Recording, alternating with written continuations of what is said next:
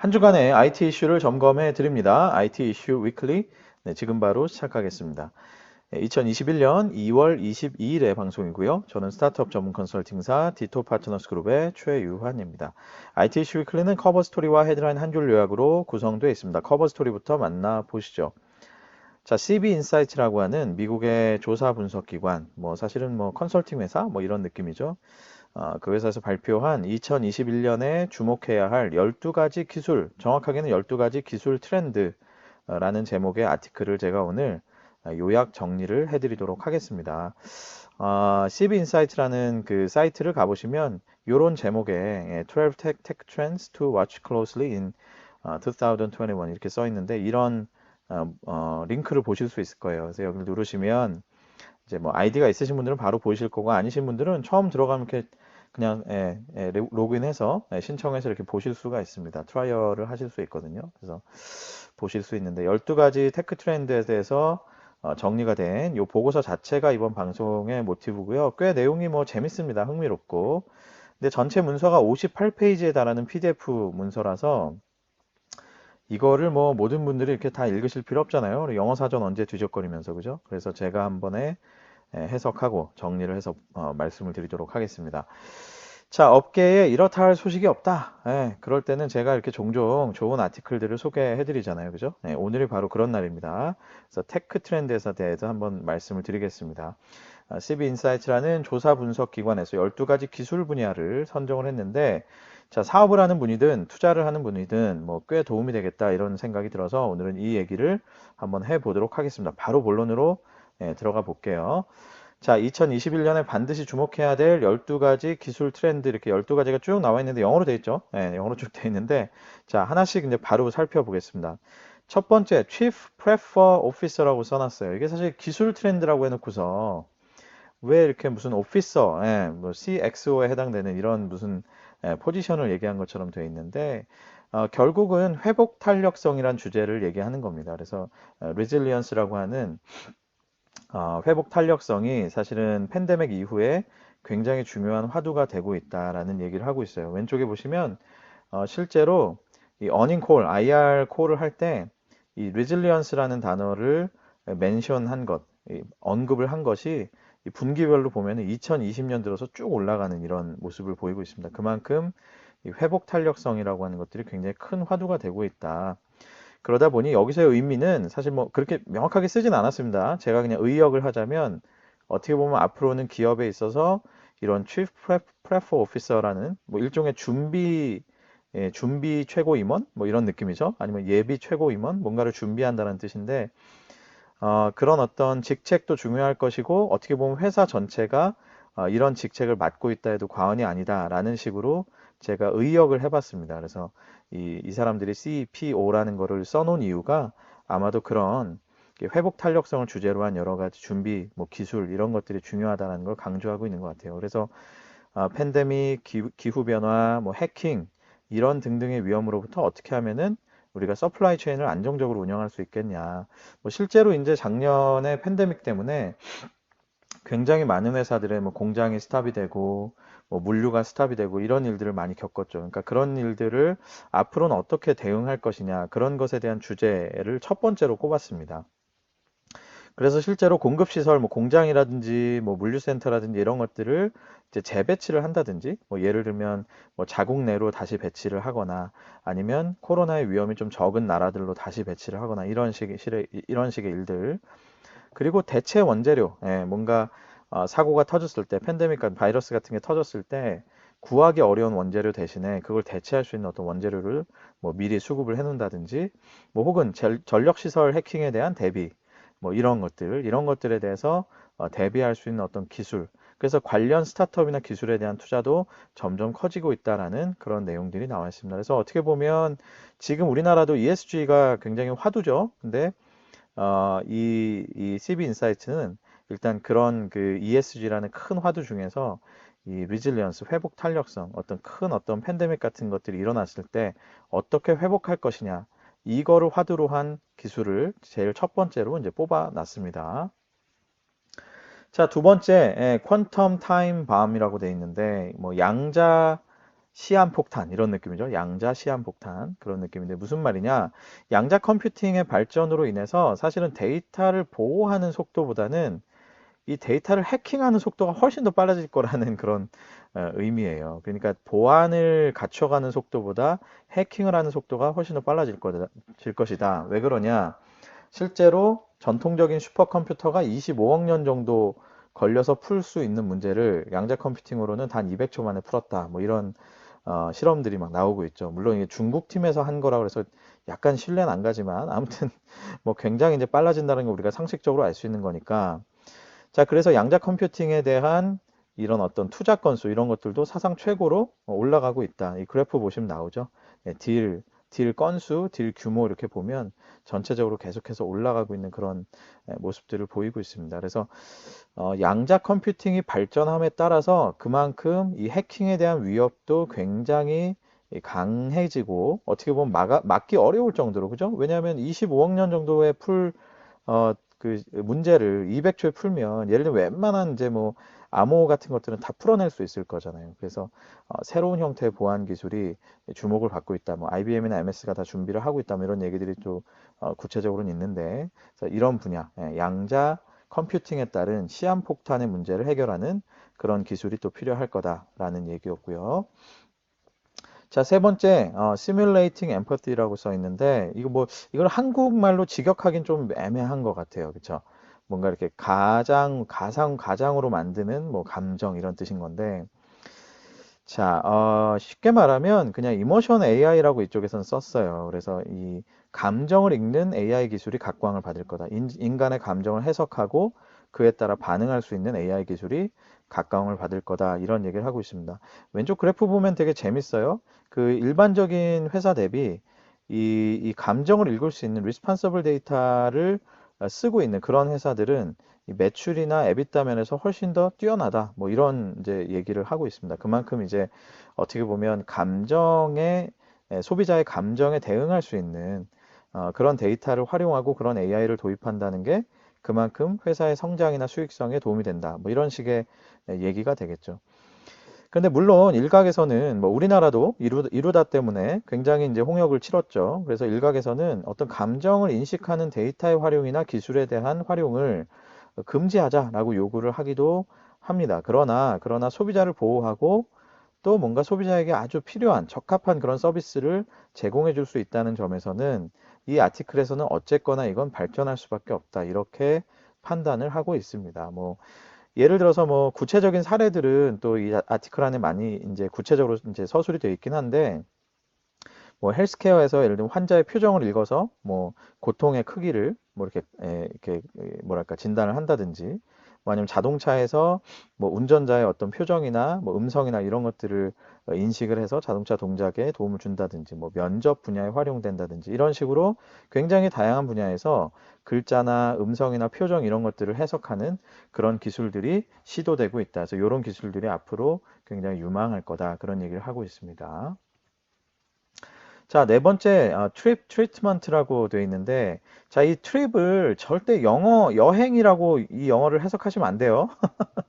이게 어떤 분들이 아마 이거 여행, 뭐 치료 이렇게 어딘가 이렇게 쓰시는 것 같은데, 제가 얼핏 이제 블로그를 찾아보니까, 그러시면 안 됩니다. 이 트립이라는 단어는 단어 자체가 뭔가 환각 상태의 그런 뜻이 있어요. 여행이라는 단어도 있는데. 그래서 트립 트리트먼트는 환각 치료 이렇게 이해를 하시면 되겠습니다. 그래서 기존의 약물로는 치료될 수 없는 환자의 환각 상태에서의 어떤 치료가 뭐 투자자뿐만 아니라 심지어는 미국의 규제 기관에게도 환영을 받고 있다. 이렇게 아티클에서는 쓰고 있습니다. 그래서 환각제 르네상스 이렇게 사이키델릭 르네상스 이런 말을 쓰고 있더라고요. 그래서 환각 치료에 대한 르네상스 시대가 열리고 있다. 실제로 관련된 메디슨에 대한 딜 규모, 건수나 딜의 또 이 금액 규모 이런 것들이 굉장히 크게 전년 대비 4배 이렇게 올라가고 있는 모습들을 보이고 있죠. 그래서 2020년 대비해서 2020년에 2019년 대비해서 4배씩이나 증가를 했다 이런 것들 볼 수 있고 또한 이제 원격으로 이와 더불어서 그러니까 어떤 환각 상태를 이용하는 그런 치료뿐만 아니라 이 더불어서 이제 원격으로 뭔가 이제 정신질환 혹은 이제 멘탈 케어 이런 것들을 해줄 수 있는 이 디지털 테라피틱스도 굉장히 주목을 받고 있습니다. 국내에서는 디지털 치료제 이런 식으로 살짝 애매하게 쓰여져 있는데 디지털 테라피틱스는 엄밀히 말하면 디지털 치료 기기에 가깝죠. 왜냐하면 어떤 앱을 특히 게임과 같은 형태의 앱을 유저가 일정 시간을 계속 하다 보면 뇌의 특정 부분이 자극이 돼서 뭐 예를 들면 우울증이나 뭐 이런 것들 그런 것들이 이제 치료가 되는 그런 방식을 이제 디지털 테라피틱스라고 얘기를 하죠. 그래서 이런 것들도 FDA에서 굉장히 적극적으로 지금 도입을 하고 있다라는 얘기입니다. 그래서 어떤 환각 상태에 대한 치료, 뭐 이게 결국은 이제 멘탈에 대한 얘기죠, 그죠? 예, 그리고 디지털 테라피틱스에 대한 이 어떤 적극적인 도입 이런 것들이 나타나고 있다라는 얘기를 하고 있습니다. 자, 다섯 번째, Rise of Exclusively 이렇게 써 있는데, 자, 이것도 뭐 뭔가 뭐 독점력 이렇게 해석하기보다는 여기서 얘기하는 것은 폐쇄성입니다. 폐쇄성. 그래서 뭐 독점력이 뭐 뜨고 있다 이런 뜻보다는 이 폐쇄성에 의한 마케팅이 뜬다라는 것으로 해석을 하시면 될 것 같아요. 그래서 어떤 특정 멤버 뭐 혹은 초대 기반 뭐 이런 식의 마케팅, 폐쇄성 마케팅이 이제 SNS의 새로운 대세가 될 것 같다 이렇게 얘기하고 있습니다. 디스코드라든지 클럽하우스가 대표적인 예죠. 그렇죠? 특히 클럽하우스 같은 경우는 굉장히 폐쇄적이고 굉장히 제한적이에요. 그죠? 기본적으로 초대 기반으로 들어오게 돼 있고 그다음에 하나의 방은 5천 명 이상을 넘을 수가 없고 그죠? 그리고 녹음, 아카이브 같은 것들이 불가능한 이런 특성들이 있습니다. 근데 굉장히 재밌는 거는 이런 식으로 뭔가 제약 조건이 많음에도 불구하고 오히려 그 매력 때문에 사람들이 많이 이용을 하죠. 그래서 이런 것들이 오히려 이후에 기존에는 SNS가 굉장히 개방적이고 오픈되어 있는 그런 것들을 그런 어떤 철학을 취했다면 자 이제는 어떤 폐쇄성을 철학으로 취할 거다. 그래서 이제 이런 특정의 어떤 유저들만을 모으기 위해서 이 아티클에선 스크린하기 위해서 그죠 걸러내기 위해서 뭐 암호화폐를 통한 방식이나 뭐 혹은 구독에 있어서 여러 가지 장치들을 활용을 해서 그런 어떤 다양한 기술들을 활용할 거고 이런 기술들을 제공하는 업체들이 또 눈에 띌 거다 뭐 그런 얘기를 하고 있습니다. 궁극적으로는 이렇게 폐쇄형 SNS이기 때문에 더더욱 이렇게 여러 가지 제약 조건에도 불구하고 내가 선택돼서 들어왔잖아요. 그러니까 어떤 프라이버시에 대한 보호나 혹은 프라이빗한 느낌 자체, 그죠? 그런 느낌을 계속 유지하는 것이 관건이 될 것이고 그걸 위해서 그걸 계속 만들어낼 수 있는 기술적 기반도 계속 발전을 할 거다. 이렇게 얘기하고 있습니다. 자, 여섯 번째, Society as a Service. 어쨌든 SaaS라고 읽힐 텐데, 그죠? Society as a Service입니다. 그래서 기술에 기반해서 새로운 도시, 새로운 사회를 만들려는 시도들이 올해 들어 이제 많이 나타날 것이다라고 얘기를 하고 있어요. 이것도 역시 팬데믹이랑 약간 관련이 좀 있습니다. 그래서 뭔가 기술의 발전 및 팬데믹으로 인해서 도시에 대한 정의를 다시 내리고 어떻게 하면 친환경적이고 어떻게 하면 기능적으로 구분되어 있는 그런 식의 도시의 구조를 만들 거냐 이런 이제 고민들을 많이 한다라는 것이죠. 그래서 뭐 어떤 특정 도시를 하나 만들면서 아예 뭐 그 도시 안에서는 플라잉 택시가 돌아다니고 뭐 홀로그램 선생님이 나와서 교육을 하고 또 탄소가 전혀 배출되지 않는 구조라든지 혹은 왼쪽 그림에 보시듯이 사람들은 완벽하게 친환경을 누리고 그 밑에 기능적인 레이어에서는 차가 돌아다니고 뭔가 그죠? 말 그대로 기능들이 돌아다니고 또 그 밑에서는 뭐 발전 시설이라든지 이런 것들이 존재를 하는 이런 식의 레이어 구조를 철저하게 만드는 새로운 형태의 도시라든지 뭐 혹은 뭐 일론 머스크는 뭐 스페이스X의 기본적으로 이 궁극적인 목표가 우주 도시 건설 이런 것들이잖아요. 그래서 그런 것들에 대한 시도들이 올해 이제 가속화가 될 거다라는 겁니다. 그래서 결국은 뭐 스마트 시티에 대한 그 기술, 그다음에 AI에 대한 기술 이런 것들을 이제 종합적으로 활용하게 될 거다라는 건데요. 뭐 사우디아라비아 국가적인 차원에서 이미 이제 이런 도시를 만들려고 요 그림은 사우디에서 실제로 설계하고 있는 거라고 해요. 그래서 그렇게 만들고 있고 뭐 도요다도 이런 것들을 시도하고 있고 페이스북 또 뭐 빌 게이츠 중심으로 해서 여러 가지 움직임들이 보여지고 있다. 그래서 결국은 뭐 소사이어티 에서 서비스는 뭐 제가 보기엔 말을 좀 멋있게 지은 것 같고 결국 어떻게 보면 스마트 시티 혹은 그 이상의 어떤 계획된 형태의 소사이어티를 만드는데 기존에 우리가 발전해 왔던 이런 여러 가지 시티와 관련된 기반 기술들이 굉장히 적극적으로 활용될 것 같다. 이 정도로 해석하는 게 맞을 것 같습니다. 자, 일곱 번째, 메타버스 몰이라고 써 있죠. 그래서 가상 공간을 의미하는 메타버스와 몰이 합쳐진 단어를 얘기하고 있습니다. 이제 앞으로는 메타버스라는 가상 공간이 단순히 그냥 SNS 같은 성격 혹은 게임 같은 성격을 넘어서서 결국은 쇼핑을 하는 방식, 예, 그리고 또 사람들과 소통하는 방식 이런 것들에 따라서 아마 기존과는 다르게 재정의가 될 것 같다 이렇게 얘기를 하고 있습니다. 그래서 사실상 지금까지는 어쨌든 대규모의 유저들이 움직이는 공간이 실제 기술적으로는 이렇게 잘게 쪼개져 있는데 이런 것들이 기술 발전에 따라서 이 동시에 소통할 수 있는 어떤 가상 공간, 거대한 가상 공간이 실제로 탄생한다라고 하면 향후에는 어떤 e스포츠, 이거는 결국은 이제 뭐 게임에 기반한 거긴 하죠. e스포츠나 여러 가지 쇼핑의 행위들이 굉장히 활성화될 수 있을 거다 이런 얘기를 하고 있습니다. 그러니까 결국 기존에는 우리가 메타버스를 SNS적인 측면으로만 해석했었는데 이 아티클에서는 결국은 굉장한 비즈니스 행위, 상행위로 연결될 수 있는 거대한 공간이 될 거다 이렇게 바라보고 있습니다. 그래서 그렇게 거대한 공간이 탄생을 하면 뭐 다양한 형태의 브랜드 콜라보라든지 뭐 아주 입체적인 형태, 이머시브한 고객 체험 이런 것들을 만들어낼 수 있을 거다라고 얘기하고 있습니다. 결국 관점을 굉장히 비즈니스적이고 또 이 상업적인 관점으로 바라봤을 때 메타버스가 아마 그런 방향으로 진화할 거다 이렇게 보고 있는 것 같아요. 자, 여덟 번째 클리핑, 크립토라고 했는데 제가 보기엔 여기 클리핑을 쓴 이유는 원래 옛날에 물건 사면 뭐 물건 그 포장지에 뭐 이렇게 쿠폰 같은 거 있었잖아요. 그런 쿠폰 이렇게 오려가지고 모아놓는 걸 클리핑이라고 우리가 얘기했잖아요.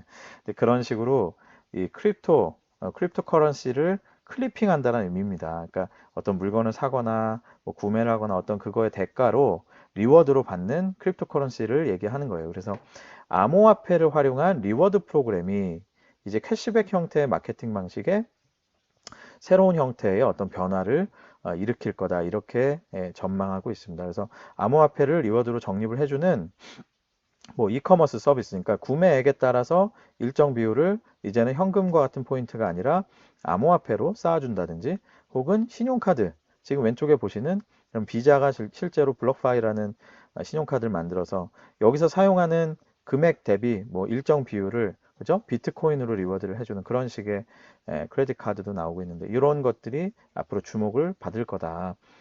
이런 마케팅의 변화가 왜 매력이 있느냐. 그렇게 되면 암호화폐 리워드라는 걸 사람들이 받게 되면 지금은 암호화폐라는 게 뭐 계좌 개설하고 거래소에서 되게 뭔가 하여튼 어렵게 뭔가를 해야 되는 느낌이 있잖아요. 근데 이 리워드로 그냥 딱딱 꽂혀버리면 굉장히 암호화폐 대중화에 기여를 할 거고 이렇게 되다 보면 이런 흐름이 결국은 암호화폐로 리워드를 주는 것에 대한 소비자들이 느끼는 매력도를 굉장히 높여주는 그래서 선순환 구조가 일어나겠죠.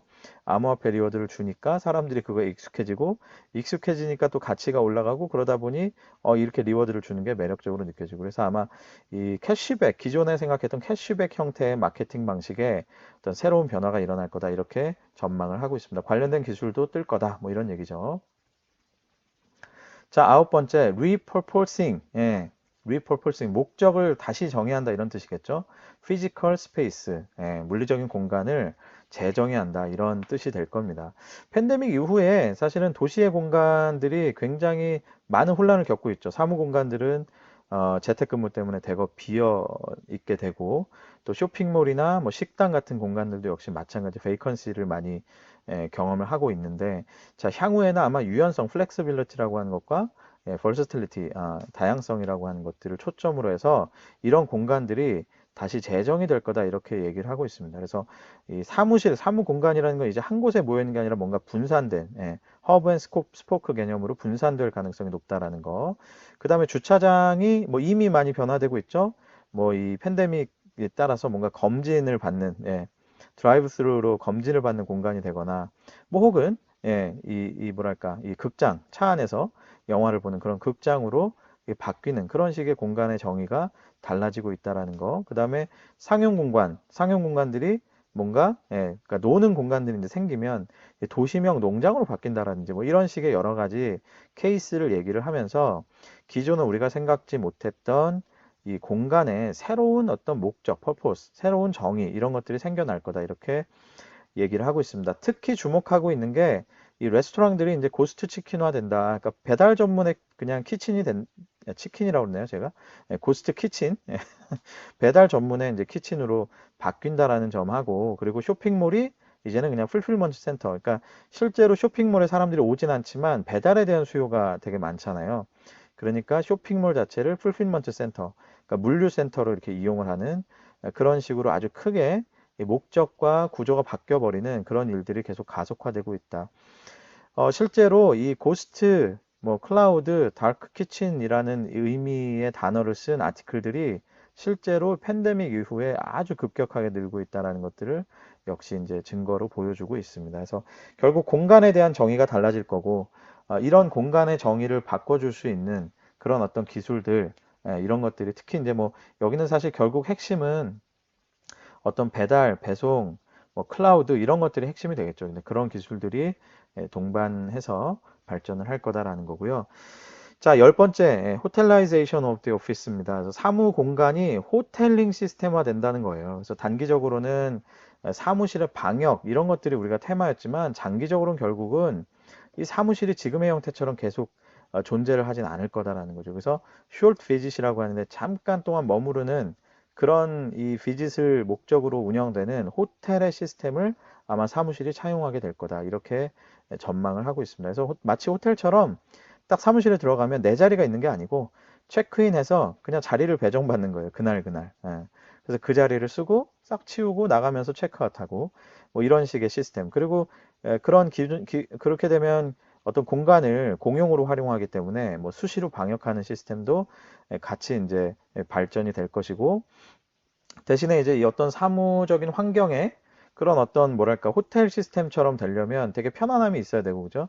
그런 것들 때문에 환경 친화적인 디자인이라든지 또 이제 뭐 여러 가지 바이러스에 대한 이슈 때문에 뭐 비접촉식 버튼 이런 등등의, 어떻게 보면 이제 더 이상 사무실이 그냥 내가 꾸미는 그런 공간이 아니라 이미 굉장히 친환경적이고 또 항바이러스적인 그런 환경으로 다 갖춰진 상태에서 언제든 내가 가서 그냥 편안함을 느끼면서 쓰고 나오고 할 수 있는 그런 공간으로 바뀔 거다라는 것이죠. 그리고 아주 궁극적으로는 VR, AR 이런 기술들을 활용을 해서 결국은 가상 공간 기술 이런 것들이 발전되면서 사실은 리모트 워킹을 지원하는 그런 기술도 동반해서 성장을 할 거다라는 거죠. 이렇게 보면 사실 아마도 지금보다 사무실의 규모가 훨씬 작아질 거예요. 그죠?